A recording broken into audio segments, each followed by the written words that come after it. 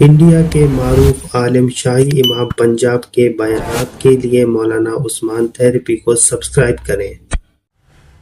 عبد الملک بن مروان مکے کا گورنر تھا، تو اس نے دیکھا کہ ایک دن اس وقت کے بہت بڑے بزرگ حضرت سالم بن عبداللہ بن عمر رضی اللہ تعالیٰ عنہ خانہ کعبہ کا طواف کر رہے ہیں، عمرے کے لیے تشریف لائے۔ تو کیونکہ حضرت عمر رضی اللہ تعالیٰ عنہ کے پوتے تھے اور اپنے وقت کے بہت بڑے عالم تھے، بزرگ تھے حضرت سالم، تو گورنر مکہ جو تھا وہ خانہ کعبہ میں ان کے انتظار میں ایک طرف رک گیا۔ جب طواف کر کے حضرت فارغ ہوئے تو اس نے سلام کیا، وعلیکم السلام، فرمایا جناب میرا نام عبد الملک بن مروان ہے اور میں مکے کا گورنر ہوں، آپ کی خدمت میں حاضر ہوا ہوں، میرے لائق اگر کوئی خدمت ہو، کوئی کام ہو۔ گورنر تو بھائی بہت بڑی چیز ہوتی ہے، آج کل تو کسی کی دیوان صاحب سے سلام دعا ہو جائے تو وہی محلے میں نہیں ٹکتا ہے بھائی، گورنر تو بہت بڑا ہوتا ہے۔ تو گورنر صاحب نے حضرت سالم بن عبداللہ بن مروان، وہ جو گورنر تھا عبد الملک بن مروان، اس نے سالم بن عبداللہ بن عمر سے کہا کہ حضرت کوئی کام ہو، اس کی اتنی سی بات سنی، خانہ کعبہ میں کھڑے، اس کی طرف دیکھا، فرمایا تجھے کس بیوقوف نے گورنر بنا دیا؟ اب وہ عبد الملک بن مروان کہتا ہے میرے تو پسینے چھوٹ گئے، پیروں تک کی تلیوں میں پسینہ آ گیا کہ آج کوئی مرد ٹکرایا، ورنہ لوگ تو گورنر کی طرف سے سلام پہنچتا ہے تو الٹے پیر بھاگے جاتے ہیں کہ چلو گورنر صاحب نے بلایا۔ کہتا آج میرے پیروں میں بھی پسینہ آ گیا۔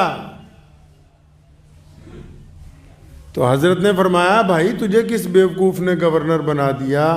فرمایا حضرت غلطی ہو گئی۔ فرمایا تو اتنا بڑا بیوقوف ہے کہ خانہ کعبہ میں کھڑا ہوں، اللہ کے تبارک و تعالیٰ کے گھر کے سامنے، اور گھر اس کا ہے جس نے کائنات بنائی، گھر اس کا ہے جو مالک کائنات ہے، گھر اس کا ہے جو شہنشاہ ہے، گھر اس کا ہے جو احکم الحاکمین ہے۔ ارے لوگ یہاں پر مانگنے آتے ہیں اپنے رب سے، تو یہاں خدا کے گھر میں بھی تجھ سے مانگنا ہے؟ بڑا شرمندہ ہوا، حضرت غلطی ہو گئی۔ تو آپ لوگ جو بھی عمرہ کرنے گئے ہوں گے، حج کرنے گئے ہوں گے، تو وہ باہر نکل کے، اب باب عبدالعزیز ہے جدھر، باہر نکل کے کھڑا ہو گیا گورنر۔ حضرت عمرہ فارغ کر کے مکمل جب باہر نکلے تو پھر اس نے سلام کیا، وعلیکم السلام جی، کہ حضرت اس وقت تو خانہ کعبہ میں تھے، اب باہر آ گئے، اب اگر کوئی میرے لائق خدمت ہو۔ وہ ضد میں نہیں آیا۔ جو تہذیب دار لوگ ہوتے ہیں وہ بڑوں کی ڈانٹ سن کے بھی اپنا رویہ تبدیل نہیں کرتے، وہ تو اس لیے دوبارہ آیا کہ اب شاید کوئی ضرورت ہو، کچھ ٹھہرنے کے انتظامات کرنے ہو، کچھ پروٹوکول کی ضرورت ہو۔ بڑی خوبصورت بات حضرت سالم بن عبداللہ بن عمر نے فرمائی، اور فرمایا گورنر صاحب وہ جو بیت اللہ ہے، جو اللہ کا گھر ہے، جس نے کائنات بنائی، میں نے تو اس سے کبھی دنیا نہیں مانگی، تجھ سے کیا مانگوں گا؟ کبھی ان سے نہیں مانگی جنہوں نے کائنات کو بنایا ہے۔ والد محترم شیر اسلام حضرت مولانا حبیب الرحمن ثانی لدھیانوی رحمۃ اللہ علیہ، اللہ نے ہم پہ بڑا کرم فرمایا، ہم نے ایک ایک چیز اپنے باپ سے سیکھی۔ تو حج کرنے نہیں گئے، جتنی آمدنی تھی اتنا ہی خرچہ ہے ماشاءاللہ۔ تو عمرے پہ گئے ایک دفعہ، تو جب عمرے پہ گئے تو کئی اقارب نے، اب اللہ نے اتنی عزت عطا فرمائی تھی کہ وہاں سب کو پتہ لگ گیا بھی وہ آئے ہوئے ہیں شیر اسلام مولانا حبیب الرحمن ثانی لدھیانوی، جن کے خاندان کی قربانیاں ہی 300 سال پر محیط ہیں۔ تو بڑے اقارب ملے کہ جناب بیت اللہ میں تشریف رکھتے تھے، تو کسی نے کہا کہ جناب اگر آپ اجازت دے دیں تو امام حرمین شریفین سے آپ کی ملاقات ہو جائے، کچھ باتیں ان سے ہو جائیں۔ آج کل بڑے بڑے لوگ جاتے ہیں چند کو چھوڑ کے، اور جن کی خواہش ہی یہی ہوتی ہے کہ بس حکمرانوں کے ایک دفعہ قریب بیٹھنے کا موقع مل جائے۔ تو مولانا حبیب الرحمن ثانی لدھیانوی نے وہی بات جو حضرت سالم بن عبداللہ بن عمر نے کہی تھی،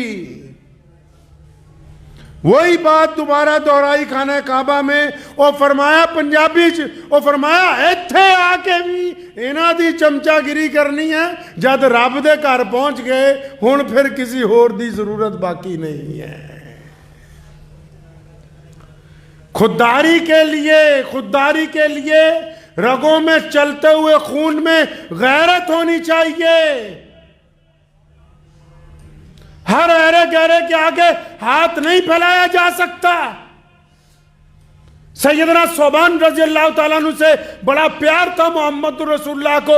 ایک دن بولا صوبان میرے بچے مجھے تجھ سے بڑی محبت ہے، ادھر آ مجھ سے ایک وعدہ کر۔ جی یا رسول اللہ کیا وعدہ کرنا ہے فرمائیے۔ فرمایا ہاتھ پہ ہاتھ رکھ کے وعدہ کر کہ کبھی کسی سرمایہ دار کے آگے ہاتھ نہیں پھیلائے گا، تو کسی دنیا دار کے آگے مانگنے نہیں جائے گا۔ لوگ تو آسان سمجھتے ہیں، امیدیں لگا رکھی ہیں۔ ہم پریشان کیوں ہیں؟ معاشرہ کیوں پریشان ہے؟ باپ نے بڑی امیدیں لگائی ہیں بیٹے سے، ہم نے بڑی امیدیں لگا رکھی ہیں چودھری صاحب سے، سرمایہ داروں سے امیدیں لگا رکھی ہیں، ہم نے بڑی امیدیں لگا رکھی ہیں فلاں رشتہ دار سے، فلاں دولت مند آدمی سے کہ جی یہ دے دے گا، ہمارا یہ کر دے گا، فلاں وزارت ہمیں یہ دے دے گی، فلاں حکومت ہمیں یہ امیدیں، اور اتنی امیدیں، چھوٹی چھوٹی بات پر امیدیں، فلاں اتنی امیدیں بیوی سے، بچوں سے، پڑوسیوں سے، یاروں سے، دوستوں سے، رشتہ داروں سے، جان پہچان والوں سے، مالدار لوگوں سے، بڑے لوگوں سے، ارے اتنی امیدیں۔ سیدنا صوبان کو کہا رسول اللہ نے، حدیث شریف کا مفہوم ہے، بخاری مسلم کو پڑھیے، امید کس سے لگانی؟ اللہ سے۔ ایسے لوگوں سے یار امید لگاتے ہو جو امید پر کھرے نہیں اترتے، پھر تمہارا دل بھی ٹوٹتا ہے، پریشان بھی ہوتے ہو، ذلیل بھی ہوتے ہو، اپنے جذبات کو مجروح بھی کرتے ہو، اپنی قسمت کا فیصلہ اوروں کے ہاتھ میں بھی پکڑاتے ہو، صرف یہ دنیا کی چند چیزوں کے لیے۔ کیا سمجھا ہے کہ یہ ساری عزت کی چیزیں روٹی، کپڑے اور مکان کے اندر چھپی ہوئی ہیں؟ ایسے لوگوں سے امیدیں لگا رکھی ہیں جن کے دل میں درد ہی نہیں ہے، جو ہیں ہی پیسے کے۔